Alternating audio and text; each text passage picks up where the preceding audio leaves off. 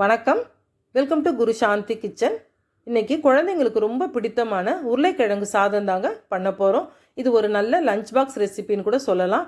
இந்த சாதத்துக்கு எப்போவுமே சாதம் தனியாக வடித்து வெங்காயம் தக்காளியெல்லாம் தனியாக வதக்கி மிக்ஸ் பண்ணி தான் நம்ம இந்த சாதத்தை செய்வோம். ஆனால் இன்றைக்கி நம்ம ரொம்ப சட்டுன்னு ஒரு 10 நிமிஷத்தில் குக்கரில் இந்த சாதத்தை ரொம்ப ஈஸியாக செய்திடலாங்க. சுவையும் ரொம்ப அற்புதமாக இருக்கும். வாங்க இந்த சாதம் எப்படி செய்கிறோன்னு சொல்லி வீடியோக்குள்ளே போய் பார்த்துடலாம்.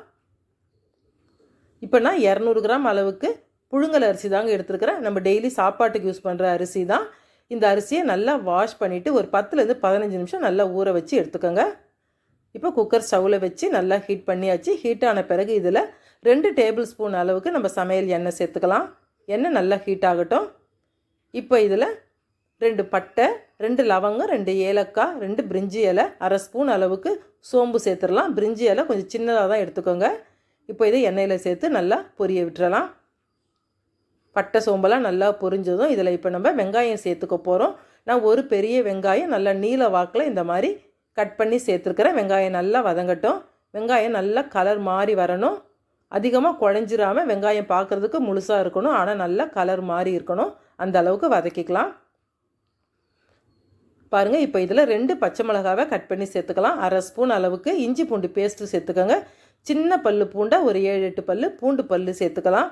பூண்டு சாப்பிட பிடிக்காதவங்க நல்லா தட்டி சேர்த்துக்கோங்க. சேர்த்து இப்போ நல்லா கிளறி கொடுத்துடலாம். வெங்காயம் பச்சை மிளகாலாம் நல்லா வதங்கின பிறகு இப்போ இதில் நம்ம புதினா கொத்தமல்லி சேர்த்துக்க போகிறோம். நம்ம இந்த 5 விரல்லையும் சேர்த்து பிடிச்ச அளவுக்கு இருந்தால் போதுங்க. புதினாவும் கொத்தமல்லியும் அந்த அளவுக்கு சேர்த்துக்கலாம். சேர்த்து விட்டுட்டு இப்போ எல்லாமே நல்லா ஒரு 10-15 செகண்டுக்கு நல்லா வதக்கி விட்டுறலாம்.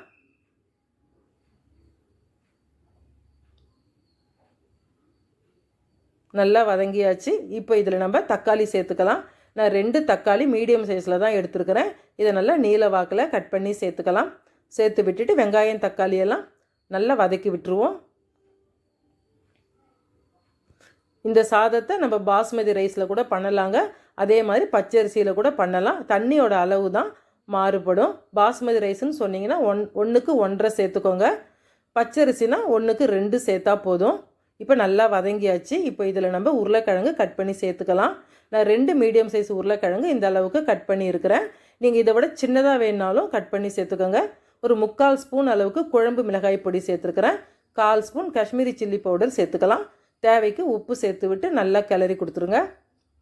இந்த உருளைக்கிழங்கு சாதம் கண்டிப்பாக குழந்தைங்களுக்கு ரொம்ப பிடிக்குங்க. குழந்தைங்க விரும்பி சாப்பிடுவாங்க உருளைக்கிழங்கு சேர்த்தாலே. இப்போ இது நல்லா இந்த மிளகாய் பொடியோட வாசனையெல்லாம் போகிற வரைக்கும் நல்லா கிளறி கொடுத்துடலாம். நல்லா ஸ்டவ் நல்லா சிம்மில் வச்சு ஒரு 10-20 செகண்டுக்கு நல்லா வதக்கி கொடுத்தோம்னா அந்த வாசனையெல்லாம் போயிட்டு உங்களுக்கு நல்லாயிருக்கும். இப்போ எல்லாம் நல்லா வதங்கியாச்சு. பாருங்கள், நான் இந்த டம்ளரில் தான் அரிசி எடுத்தேன். ஒரு டம்ளருக்கு இப்போ நம்ம 2.5 பங்கு அளவுக்கு தண்ணி சேர்த்துக்கலாம். இது புழுங்கல் அரிசின்னு சொல்கிறதுனால 2.5 பங்கு சேர்த்துக்க போகிறோம். தண்ணி சேர்த்து விட்டுட்டு நல்லா கிளறி கொடுத்துருங்க. இது லேசாக கொதித்த பிறகு இப்போ நம்ம இதில் அரிசியை சேர்த்துக்கலாம். நீங்கள் உப்பு காரம் டேஸ்ட்டு இப்போ வேணாலும் பார்த்துக்கலாம். இல்லை அரிசி போட்ட பிறகு பார்த்தோம்னா நல்லா கிளியராக தெரியும். அந்த சமயத்தில் கூட பார்த்துக்கலாம். பாருங்கள், தண்ணி நல்லா கொதிச்சாச்சு. இப்போ நான் அரிசியை நல்லா வடிகட்டி எடுத்து வச்சுருக்கிறேன். இப்போ இதில் அரிசியை சேர்த்துக்கலாம்.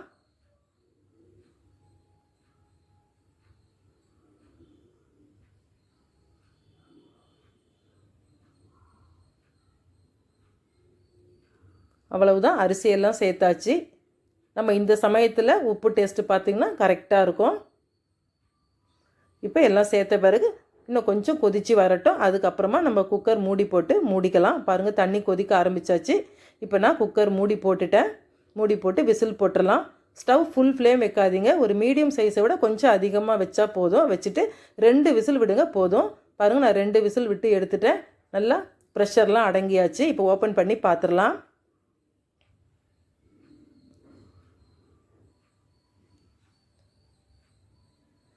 பாருங்கள், சூப்பரான உருளைக்கிழங்கு சாதம் நமக்கு 10 நிமிஷத்தில் ரெடி ஆயிடுச்சு. ரொம்பவே சட்டுன்னு செய்திடலாங்க. இதே மாதிரி நீங்கள் பாஸ்மதி ரைஸில் பண்ணாலும் ரொம்ப டேஸ்ட்டாக தான் இருக்கும். இதே மாதிரி புழுங்கலரிசி பச்சரிசி எதில் வேணாலும் செய்யலாம். ரொம்ப அருமையான உருளைக்கிழங்கு சாதம். குழந்தைங்களுக்கு ரொம்ப பிடிச்ச சாதங்க இது.